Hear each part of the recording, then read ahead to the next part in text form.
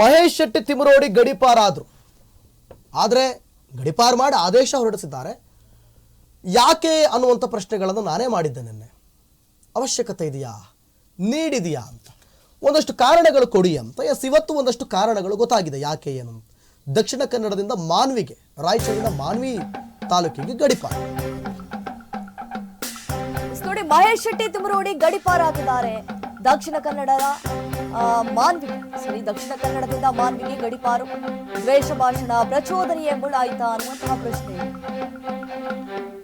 ಅಂತ್ಯಕ್ಕೆ ಬಂದ ಬುರುಡೆ ಪ್ರಕರಣ. ಎಸ್ಐಟಿ ಅಧಿಕಾರಿಗಳಿಂದ ಇನ್ನೂ ತನಿಖೆ ಕೂಡ ನಿಲ್ತಾ ಇಲ್ಲ. ಎಸ್ಐಟಿ ಅಧಿಕಾರಿಗಳು ತನಿಖೆ ಮೇಲೆ ತನಿಖೆ ಮಾಡ್ತಿದ್ದಾರೆ.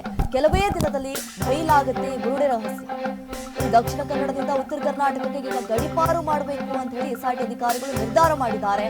ಒಂದು ಕಡೆ ಮಹೇಶ್ ಶೆಟ್ಟಿ ತಿಮರೋಡಿ ಅವರು ದ್ವೇಷ ಭಾಷಣ ಮಾಡ್ತಾ ಇದ್ರು, ಪ್ರಚೋದನೆ ಕೊಡ್ತಾ ಇದ್ರು. ಅದೀಗ ಮುಳ್ಳಾಯ್ತಾ ಅನ್ನುವಂತಹ ಪ್ರಶ್ನೆ.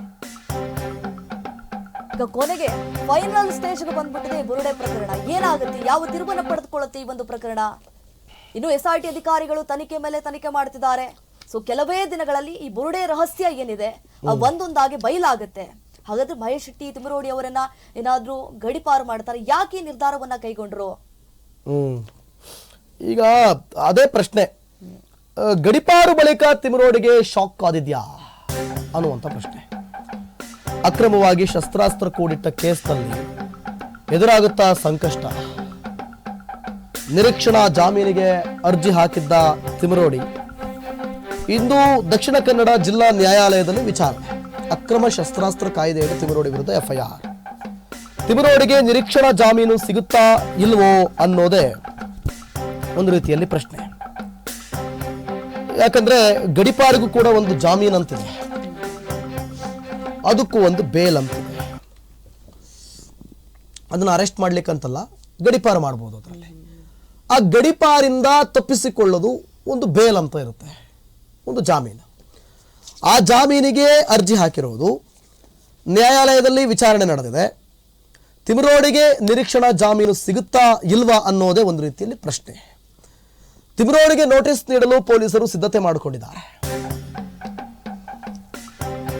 ನೋಡಿ, ತಿಮರೋಡಿಗೆ ನೋಟಿಸ್ ಕೊಡೋದಕ್ಕಂತ ಹೇಳಿ ಪೊಲೀಸರು ಸಿದ್ಧತೆಯನ್ನ ಮಾಡಿಕೊಂಡಿದ್ದಾರೆ. ಸದ್ಯ ತಿಮರೋಡಿ ಬೆಂಗಳೂರಿನಲ್ಲಿರುವಂತಹ ಬಗ್ಗೆ ಮಾಹಿತಿಯನ್ನ ಕಲೆ ಹಾಕ್ತಿದ್ದಾರೆ. ಬೆಳ್ತಂಗಡಿಗೆ ತಿಮರೋಡಿ ಬಂದ ಕೂಡಲೇ ನೋಟಿಸ್ ಕೊಡ್ತಾರೆ. ನೋಟಿಸ್ ಸಿಗೋ ತನಕ ಜಿಲ್ಲೆಯಲ್ಲಿ ಇರುವಂತಹ ಅವಕಾಶವನ್ನು ಕೂಡ ಕಲ್ಪಿಸಿಕೊಳ್ಳಲಾಗುತ್ತೆ. ನೋಟಿಸ್ ಸಿಕ್ಕ ಬಳಿಕ ತಿಮರೋಡಿ ಜಿಲ್ಲೆಯನ್ನ ಬಿಟ್ಟು ಹೋಗ್ಬೇಕಾಗತ್ತೆ. ಒಂದು ವೇಳೆ ತಿಮರೋಡಿ ಜಿಲ್ಲೆಯಲ್ಲಿ ಕಂಡ್ರೆ ಅಲ್ಲೇ ನೋಟಿಸ್ ಕೊಡ್ತಾರೆ. ನೋಟಿಸ್ ಕೊಟ್ಟು ಮಾನ್ವಿಗೆ ಬಿಟ್ಟು ಬರಲಿದ್ದಾರೆ ಎಸ್ಐಟಿ ಅಧಿಕಾರಿಗಳು. ಈಗಾಗಲೇ ಈ ಒಂದು ಮಾಹಿತಿ ತಿಳಿತಾ ಇದ್ದಂತೆ ತಿಮರೋಡಿ ಅವರು ಎಸ್ಕೇಪ್ ಆಗಿದ್ದಾರೆ ಅನ್ನುವಂತಹ ಮಾಹಿತಿ ಇದೆ. ಅದು ಬೆಂಗಳೂರಿನಲ್ಲಿ ಇದ್ದಾರೆ ಅನ್ನುವಂತಹ ಮಾಹಿತಿ ಇದೆ. ಒಂದು ವೇಳೆ ಏನಾದ್ರೂ ಬೆಳ್ತಂಗಡಿಗೆ ಬಂದ್ರೆ ತಿಮರೋಡಿ ಅವರು ಅವ್ರಿಗೆ ನೋಟಿಸ್ ಕೊಡುವಂತಹ ಸಾಧ್ಯತೆ ಕೂಡ ಹೆಚ್ಚಾಗಿದೆ. ನೋಟಿಸ್ ಸಿಗೋ ತನಕ ಈಗ ಅಂದ್ರೆ ಒಂದ್ ವೇಳೆ ನೋಟಿಸ್ ಕೊಟ್ರೆ ಆ ಜಿಲ್ಲೆಯಲ್ಲೇ ಇರಲಿದ್ದಾರೆ, ಆ ರೀತಿಯಾದಂತಹ ಅವಕಾಶವನ್ನ ಕೂಡ ತಿಮರೋಡಿ ಅವರಿಗೆ ಮಾಡಿಕೊಡ್ಲಾಗುತ್ತೆ. ನೋಟಿಸ್ ಸಿಕ್ಕ ಬಳಿಕ ತಿಮರೋಡಿ ಜಿಲ್ಲೆಯನ್ನ ಬಿಟ್ಟು ಹೋಗ್ಬೇಕಾಗತ್ತೆ. ಅಂದ್ರೆ ರಾಯಚೂರು ಜಿಲ್ಲೆಯ ಮಾನ್ವಿಗೆ. ಒಂದು ವೇಳೆ ತಿಮರೋಡಿ ಜಿಲ್ಲೆಯಲ್ಲಿ ಕಂಡ್ರೆ ಅಲ್ಲೇ ನೋಟಿಸ್ ಕೊಟ್ಟು ಡೈರೆಕ್ಟ್ ಆಗಿ ಮಾನ್ವಿಗೆ ಬಿಟ್ಟು ಬರ್ತಾರೆ ಎಸ್ಐಟಿ ಪೊಲೀಸರು. ಓಕೆ, ತಿಮರೋಡಿ ಗಡಿಪಾರು. ಮಹೇಶ್ ಶೆಟ್ಟಿ ತಿಮರೋಡಿ ದಕ್ಷಿಣ ಕನ್ನಡ ಜಿಲ್ಲೆಯಿಂದ ಗಡಿಪಾರಾದರು. ಅಂದರೆ ಗಡಿಪಾರ ಆದೇಶ ಇನ್ನು ಹೋಗಿಲ್ಲ ಅವರು.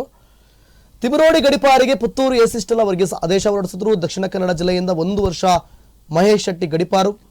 ರಾಯಚೂರು ಜಿಲ್ಲೆ ಮಾನ್ವಿ ತಾಲೂಕಿಗೆ ತಿಮರೋಡಿ ಗಡಿಪಾರು ಆದೇಶ ಹೊರಡಿಸಲಾಗಿದೆ.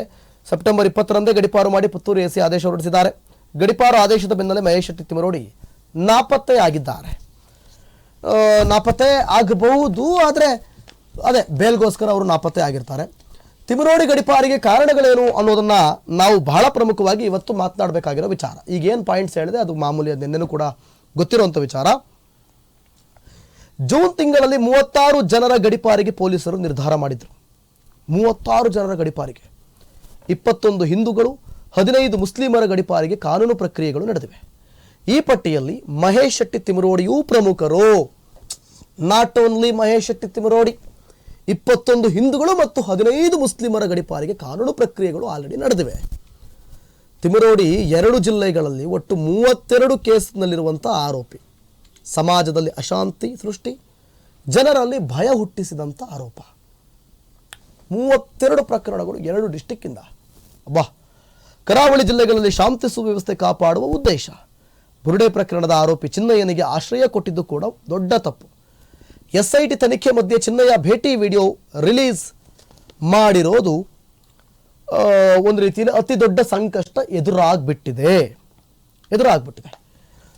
ಚಿನ್ನಯ್ಯನಿಗೆ ಇದು ಆಶ್ರಯ ಕೊಟ್ಟಿದ್ದು, ಆಮೇಲೆ ಒಟ್ಟು 32 ಕೇಸ್ ಇರೋದು.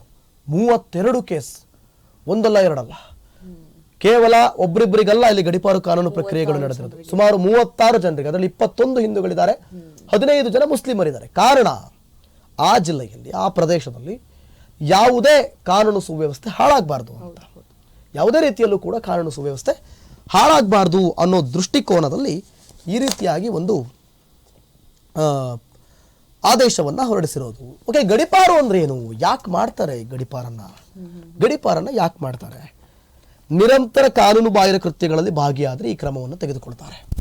ನಿರಂತರವಾಗಿ ಕಾನೂನು ಕೃತ್ಯಗಳಲ್ಲಿ ಭಾಗಿಯಾದರೆ, ಕೇಸ್ ಮೇಲೆ ಕೇಸ್ಗಳನ್ನು ಹಾಕಿಸ್ಕೊಂಡ್ರೆ, ಮುಂದೆ ಯಾವುದೇ ಘಟನೆ ನಡೆಯದಂತೆ ತಡೆಗಟ್ಟೋದಕ್ಕೆ ಈ ಕ್ರಮವನ್ನು ತೆಗೆದುಕೊಳ್ಳಲಾಗುತ್ತೆ. ಒಂದೊಂದು ವರ್ಷ ನೀವು ಹೊರಗಡೆ ಇರಿ, ಆಮೇಲೆ ನೀವು ಇದೇನು ಮಾಡಬೇಡಿ ಅಂತ ಆ ಠಾಣೆ ಇರುವ ಪ್ರದೇಶ ಅಥವಾ ಜಿಲ್ಲೆಯಿಂದಲೇ ಗಡಿಪಾರು ಮಾಡಿಬಿಡ್ತಾರೆ. ಕರ್ನಾಟಕ ಪೊಲೀಸ್ ಕಾಯ್ದೆ ಸೆಕ್ಷನ್ 58ರ ಅಡಿ ಖಾಕಿ ಈ ಕ್ರಮವನ್ನು ತೆಗೆದುಕೊಳ್ಳಬಹುದು. ಬೇರೆ ಯಾರಲ್ಲ, ಖಾಕಿ ಕ್ರಮವನ್ನು ತೆಗೆದುಕೊಳ್ಳಬಹುದು. ಗಡಿಪಾರಿಗೂ ಮುನ್ನ ನೋಟಿಸ್ ಜಾರಿ ಮಾಡ್ತಾರೆ. ಸುಮ್ಮನೆ ಬಂದುಬಿಟ್ಟು ಹೋಗ್ಬಿಡಿ ಅಂತ ಹೇಳಲ್ಲ, ಹೋಗ್ಬಿಡಿ ನೀವು ಮನೆಗೆ ಅಂತ ಹೇಳಲ್ಲ, ಆಯ್ತಾ? ನೋಟಿಸ್ ಬಳಿಕ ಗಡಿಪಾರು ಆದೇಶವನ್ನು ಮಾಡೋದು. ಆ ನೋಟಿಸಿಗೆ ಉತ್ತರ ಕೊಡಬೇಕು, ಇಲ್ವಾ? ಗಡಿಪಾರು ಆದೇಶ. ಆರೋಪಿ ಗಡಿಪಾರು ವಿರುದ್ಧ ಕೋರ್ಟ್ಗೆ ಹೋಗಬಹುದು. ಒಬ್ಬರನ್ನ ಗಡಿಪಾರು ಮಾಡಿದ ಕೂಡಲೇ ಕೋರ್ಟ್ಗೆ ಹೋಗ್ಬೋದು. ಕೋರ್ಟ್ಗೆ ಹೋಗ್ಬಿಟ್ಟು ಅದಕ್ಕೆ ಅರ್ಜಿ ಹಾಕಬಹುದು. ಪೊಲೀಸ್ನವರು ಈ ರೀತಿಯಾದ ಒಂದು ಆದೇಶವನ್ನು ಹೊರಡಿಸಿದ್ದಾರೆ. ಸೊ ಹಾಗಾಗಿ ನಾನು ಯಾಕೆ ಗಡಿಪಾರಾಗಬೇಕು ಅಂತೇಳಿ ಕೋರ್ಟ್ಗೆ ಅಪೀಲ್ ಹೋಗಿ ಅದಕ್ಕೊಂದು ಬೇಲ್ ತಗೊಬೋದು. ನೋಡೋಣ, ಅದ್ರ ವಿಚಾರಣೆ ಆಗ್ತಾ ಇದೆ, ನಾಳೆಗೋ ಅಥವಾ ನಾಡ್ದಕ್ಕೋ ಗೊತ್ತಾಗುತ್ತೆ. ಏನು ಅರ್ಜಿ ವಿಚಾರಣೆ ಅಂತೂ ನಡೆದಿದೆ, ಮುಂದೂಡಲಾಗಿದೆ, ನೋಡೋಣ ಏನಾಗುತ್ತೆ ಅಂತ. ಎಸ್, ನೆಕ್ಸ್ಟ್ ಬ್ರೇಕಿಂಗ್ ನೋಡಿ. ಗಡಿಪಾರಿಗೆ ಆದೇಶ, ತಿಮರೋಡಿಗೆ ಈಗ ಸಂಕಷ್ಟ ಎದುರಾಗಿದೆ. ಗಡಿಪಾರಿಗೆ ಆದೇಶ, ತಿಮರೋಡಿಗೆ ಸಂಕಷ್ಟ. ಕೋರ್ಟ್ನಲ್ಲಿ ಹೇಳಿಕೆ ದಾಖಲಿಸಿದ್ದಾರೆ. ತಿಮರೋಡಿ ಸುತ್ತಲೂ ಈಗ SIT ಅಧಿಕಾರಿಗಳು ತನಿಖೆಯನ್ನ ನಡೆಸಿದ್ದಾರೆ. ತಿಮರೋಡಿ ಮತ್ತು ಚಿನ್ನಯ್ಯ ಲಿಂಕ್ ನ ತನಿಖೆಯನ್ನ ಕೂಡ ಆರಂಭ ಮಾಡಿದ್ದಾರೆ. ಯಾವ ರೀತಿ ಲಿಂಕ್ ಆಯ್ತು ಇಬ್ಬರ ಮಧ್ಯ ಅಂತ ಹೇಳಿ ತಿಮರೋಡಿ ಆಪ್ತರು ಸೇರಿ 11 ಮಂದಿಗೆ ನೋಟಿಸ್ ಕೊಡುವಂತಹ ಸಾಧ್ಯತೆ ಕೂಡ ಹೆಚ್ಚಾಗಿದೆ. ಈ ಒಂದು ಪ್ರಕರಣದಲ್ಲಿ ಯಾರೆಲ್ಲ ಇನ್ವಾಲ್ವ್ ಆಗಿದ್ದಾರೆ, ತಿಮರೋಡಿ ಆಪ್ತರು ಏನಿದ್ದಾರೆ ಅವ್ರಿಗೂ ಕೂಡ ಅಂದ್ರೆ 11 ಮಂದಿಗೆ ನೋಟಿಸ್ ಅನ್ನ ಕೂಡ ಇಶ್ಯೂ ಮಾಡುವಂತಹ ಸಾಧ್ಯತೆ ಕೂಡ ಹೆಚ್ಚಾಗಿದೆ. ತಿಮರೋಡಿ ಚಿನ್ನಯ್ಯ ಯಾವ ರೀತಿ ಲಿಂಕ್ ಆಯಿತು ಅನ್ನೋದ್ರ ಬಗ್ಗೆ ಕೂಡ ತನಿಖೆಯನ್ನ ಆರಂಭ ಮಾಡ್ತಾರೆ. ಈಗಾಗಲೇ ಗಡಿಪಾರಿಗೆ ಆದೇಶವನ್ನ ಕೊಟ್ಟಿದ್ದಾರೆ. ಹಾಗಾಗಿ ತಿಮರೋಡಿಗೆ ಸಂಕಷ್ಟ ನೋಡಿದ್ರೆ ಎದುರಾಗ್ಬಿಟ್ಟಿದೆ. ಈಗಾಗಲೇ ಚಿನ್ನಯ್ಯ ನೋಡಿ ಕೋರ್ಟ್ಗೆ ಹಾಜರ ಆಗಿದ್ರಲ್ಲ, ಆ ಸಂದರ್ಭದಲ್ಲಿ 183 ಹೇಳಿಕೆಯನ್ನ ಕೂಡ ದಾಖಲಿಸಿದ್ದಾರೆ. ಈ ರೀತಿಯಾಗಿ ಹಿಂಗೆ ಅಂತ ಏನೇನೋ ಹೇಳಿಕೆಗಳನ್ನ ಕೂಡ ಕೊಟ್ಟಿದ್ದಾರೆ. ಸೊ ಮುಂದೆ ಏನಾಗುತ್ತೆ, ಯಾವ ರೀತಿ ತಿಮರೋಡಿ ಆಪ್ತನಿಗೆ ಡ್ರಿಲ್ ನಡೆಯುತ್ತೆ ಅನ್ನೋದನ್ನ ನೋಡ್ತಾ ಹೋಗೋದಾದ್ರೆ ನೋಡಿ, ತಿಮರೋಡಿ ಆಪ್ತ ಗಣೇಶ್ಗೆ SIT ಅಧಿಕಾರಿಗಳು ಡ್ರಿಲ್ ಮೇಲೆ ಡ್ರಿಲ್ ಮಾಡ್ತಾರೆ. ಚಿನ್ನಯ್ಯ ಮತ್ತು ತಿಮರೋಡಿ ಲಿಂಕ್ ಬಗ್ಗೆ ಪ್ರಶ್ನೆ ಮಾಡ್ತಾರೆ. ಯಾವ ರೀತಿ ಚಿನ್ನಯ್ಯ ಮತ್ತು ತಿಮರೋಡಿ ಅವರ ಲಿಂಕ್ ಆಯ್ತು, ಹೇಗ್ ಪರಿಚಯ ಆದ್ರು, ಏನೆಲ್ಲ ಸಭೆ ಮಾಡ್ತಾ ಇದ್ರು, ಹೇಳಿ ಕೇಳಿ ತಿಮರೋಡಿ ಅವರ ಮನೆಯಲ್ಲೇ ಚಿನ್ನಯ್ಯನಿಗೆ ಆಶ್ರಯ ಕೊಟ್ಟಿದ್ರಲ್ಲ, ತಿಮರೋಡಿ ಮೊಬೈಲ್ಗಳ ಹ್ಯಾಂಡಲ್ ಮಾಡ್ತಾ ಇದ್ದ. ಸೊ ಹಾಗೆ 4 ಆಂಡ್ರಾಯ್ಡ್ ಮೊಬೈಲ್ಗಳನ್ನ ಬಳಸ್ತಾ ಇದ್ರಂತೆ. ಕಿಡ್ನಾಪ್ ಮೊಬೈಲ್ ಮಾತ್ರ ಬಳಸ್ತಾ ಇದ್ದಂತಹ ಕೀಪ್ಯಾಡ್ ಮೊಬೈಲ್. ತಿಮರೋಡಿ ಸಂಪರ್ಕಗಳ ಬಗ್ಗೆಯೂ ಕೂಡ ಪ್ರಶ್ನೆ ಮಾಡ್ತಿದ್ದಾರೆ. ಚಿನ್ನಯ್ಯನ ಕುರಿತು ಗಣೇಶ್ನಿಂದ ಮಾಹಿತಿಗಳನ್ನ ಕೂಡ ಕಲೆ ಹಾಕುವಂತಹ ಕೆಲಸ ಆಗ್ತಾ ಇದೆ. ಸೊ ಹಾಗಾಗಿ ಈಗ ತಿಮರೋಡಿ ಆಪ್ತ ಏನಿದ್ದಾನೆ ಗಣೇಶ್, ಆತನಿಗೆ SIT ಅಧಿಕಾರಿಗಳು ನಿರಂತರವಾಗಿ ಡ್ರಿಲ್ ಮಾಡ್ತಿದ್ದಾರೆ. ಯಾಕಂದ್ರೆ ಆತನಿಗೂ ಕೂಡ ಗೊತ್ತಿರುತ್ತೆ, ಹೇಳಿ ಕೇಳಿ ಆತ ಆಪ್ತ ಬೇರೆ. ತಿಮರೋಡಿ ಚಿನ್ನಯ್ಯನ ಬಗ್ಗೆ ಆತ ಕೆಲವೊಂದಿಷ್ಟು ಹೇಳಿಕೆಗಳನ್ನ ಕೊಡುವಂತಹ ಸಾಧ್ಯತೆ ಇದೆ. ಆ ಉದ್ದೇಶದಿಂದಲೇ SIT ಅಧಿಕಾರಿಗಳು ಕೂಡ ಪ್ರಶ್ನೆ ಮೇಲೆ ಪ್ರಶ್ನೆ ಮಾಡ್ತಿದ್ದಾರೆ. ಹೇಳಿ ಕೇಳಿ 4 ಮೊಬೈಲ್ಗಳನ್ನ ಕೂಡ ಯೂಸ್ ಮಾಡ್ತಾ ಇದ್ರಂತೆ ತಿಮರೋಡಿ ಅವರು. ಕೀಪ್ಯಾಡ್ ಮೊಬೈಲ್ ಮಾತ್ರ ಬಳಸ್ತಾ ಇದ್ರು ತಿಮರೋಡಿ. ಇನ್ನ 3 ಫೋನು ಮೇ ಬಿ ಆಂಡ್ರಾಯ್ಡ್ ಇರಬಹುದು. ತಿಮರೋಡಿ ಸಂಪರ್ಕಗಳ ಬಗ್ಗೆಯೂ ಕೂಡ ಪ್ರಶ್ನೆ ಮಾಡಲಾಗ್ತಾ ಇದೆ. ಚಿನ್ನಯ್ಯನ ಕುರಿತು ಗಣೇಶ್ನಿಂದ ಮಾಹಿತಿಗಳನ್ನ ಕೂಡ ಕಲೆ ಹಾಕುವಂತಹ ಕೆಲಸ ಆಗ್ತಾ ಇರುವಂತದ್ದು. ಸೊ ಒಟ್ಟಿನಲ್ಲಿ ಇದೆಲ್ಲವನ್ನು ಕೂಡ ನೋಡ್ತಾ ಇರುವಂತಹ ಸಂದರ್ಭದಲ್ಲಿ ಯಾವ ರೀತಿ ಡ್ರಿಲ್ ನಡೀತಾ ಇದೆ, ಚಿನ್ನಯ್ಯ ಮತ್ತು ತಿಮರೋಡಿ ಲಿಂಕ್ ಬಗ್ಗೆ ಪ್ರಶ್ನೆ ಮಾಡಲಾಗ್ತಾ ಇದೆ. ತಿಮರೋಡಿ ಮೊಬೈಲ್ಗಳನ್ನ ಹ್ಯಾಂಡಲ್ ಮಾಡ್ತಿದ್ದ ಗಣೇಶ್ ಅನ್ನುವಂಥ ವ್ಯಕ್ತಿ, ಆತನಿಗೆ ಆಬ್ವಿಯಸ್ಲಿ ಗೊತ್ತಿರುತ್ತೆ. ಯೂಶುವಲಿ ತಿಮರೋಡಿ ಅವರು ಕೀಪ್ಯಾಡ್ ಅನ್ನ ಯೂಸ್ ಮಾಡ್ತಾ ಇದ್ರಂತೆ. ಅವರ ಆಂಡ್ರಾಯ್ಡ್ ಮೊಬೈಲ್ ಅನ್ನ ಮತ್ತು ಸೋಷಿಯಲ್ ಮೀಡಿಯಾನ ಹ್ಯಾಂಡಲ್ ಮಾಡ್ತಾ ಇದ್ದು ಈ ವ್ಯಕ್ತಿ ಗಣೇಶ್ ಅನ್ನುವಂಥ ವ್ಯಕ್ತಿ. ಫಂಡಿಂಗ್ ಆರೋಪವನ್ನು ಕೂಡ ಈತ ಹೊತ್ತುಕೊಂಡಿದ್ದಾನೆ. ಈ ಫಂಡಿಂಗ್ ಆಗಿರೋದು ಮಹೇಶ್ ಶೆಟ್ಟಿ ತಿಮರೋಡಿ ಅವರಿಗೆ ಗೊತ್ತಾ? ಮಹೇಶ್ ಶೆಟ್ಟಿ ತಿಮರೋಡಿ ಅವರಿಗೆ ಗೊತ್ತಿಲ್ಲದಂಗೆ ಈತ ಅವರಿಗೆ ಮೋಸ ಮಾಡದ್ನ ಅದು ಗೊತ್ತಿಲ್ಲ, ಅಥವಾ ಮಹೇಶ್ ಶೆಟ್ಟಿ ತಿಮರೋಡಿ ಅವರಿಗೆ ಗೊತ್ತಿತ್ತ ಇದು ವಿಚಾರ, ಗೊತ್ತಿದ್ದು ಕೂಡ ಅವರು ಸುಮ್ಮನೆ ಆಗ್ಬಿಟ್ರ ಅನ್ನೋದು ಕೂಡ ಗೊತ್ತಿಲ್ಲ. ಇದೆಲ್ಲದಕ್ಕೂ ಕೂಡ ಉತ್ತರ ಸಿಗಬೇಕು ಅಂತಂದ್ರೆ ಬಹಳ ಪ್ರಮುಖವಾಗಿ SIT ಅವರು ಒಂದು ವರದಿಯನ್ನು ರಿಲೀಸ್ ಮಾಡಲೇಬೇಕು. SIT ವರದಿಯನ್ನು ರಿಲೀಸ್ ಮಾಡಲೇಬೇಕು. ರಿಲೀಸ್ ಮಾಡಿದ್ರೆ ಮಾತ್ರ ನಮಗೆ ಏನು ಆಕ್ಚುಲ್ ಆಗಿ ನಡೆದಿದ್ದು ಅಂತ. ಓಕೆ, ಬುರುಡೆ ಗ್ಯಾಂಗ್ಗೆ ಶುರುವಾಯಿತು ಸಾಲು ಟೆನ್ಷನ್. ಬುರುಡೆ ಗ್ಯಾಂಗ್ಗೆ ಶುರುವಾಯಿತು ಸಾಲು ಟೆನ್ಷನ್. ನೋಡಿ, ಗಿರೀಶ್ ಮಟ್ಟಣ್ಣನವರಿಗೆ ಎದುರಾಗುತ್ತಾ ಸಂಕಷ್ಟ. ಒಂದು ಕಡೆ ತಿಮರೋಡಿಗೆ ಈಗಾಗಲೇ ಸಂಕಷ್ಟ ಎದುರಾಗ್ಬಿಟ್ಟಿದೆ.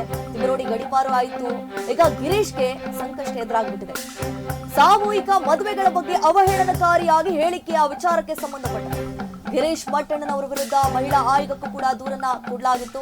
ಸೊ ಈಗಾಗಲೇ ಮಹೇಶ್ ಶೆಟ್ಟಿ ತಿಮರೋಡಿ ಅವರು ಸಂಕಷ್ಟವನ್ನ ಎದುರಿಸ್ತಿದ್ದಾರೆ. ಜೊತೆಗೆ ಗಿರೀಶ್ ಮಟ್ಟಣ್ಣನವರಿಗೂ ಎದುರಾಗುತ್ತಾ ಸಂಕಷ್ಟ ಅನ್ನುವಂತಹ ಪ್ರಶ್ನೆ ಇಲ್ಲಿ ಸಹಜವಾಗಿ ಮೂಡುತ್ತೆ. ಯಾಕಂತಂದ್ರೆ ಯಾವಾಗ ಅವರು ಭಾಷಣ ಮಾಡ್ತಾ ಇದ್ರಲ್ಲ ಆ ಸಂದರ್ಭದಲ್ಲಿ ಸಾಮೂಹಿಕ ಮದುವೆಗಳ ಬಗ್ಗೆ ಅವಹೇಳನ ಹೇಳಿಕೆ ಆ ವಿಚಾರ ಕೊಟ್ಟಿದ್ರು. ಗಿರೀಶ್ ಮಟ್ಟಣ್ಣನವರ ವಿರುದ್ಧ ಮಹಿಳಾ ಆಯೋಗಕ್ಕೂ ಕೂಡ ದೂರು ಸಲ್ಲಿಕೆ ಆಗಿದೆ. ಸೊ ಅವರನ್ನು ಕೂಡ ಗಡಿಪಾರು ಮಾಡಿದ್ರು ಮಾಡಬಹುದು, ಹೇಳಕ್ಕಾಗಲ್ಲ. ಯಾರನ್ನ? ಗಿರೀಶ್ ಮಟ್ಟಣ್ಣ ಇರಬಹುದು, ಆ ಲಿಸ್ಟ್ ಒಳಗೆ ಅವರು ಕೂಡ ಇರಬಹುದು, ಗೊತ್ತಿಲ್ಲ.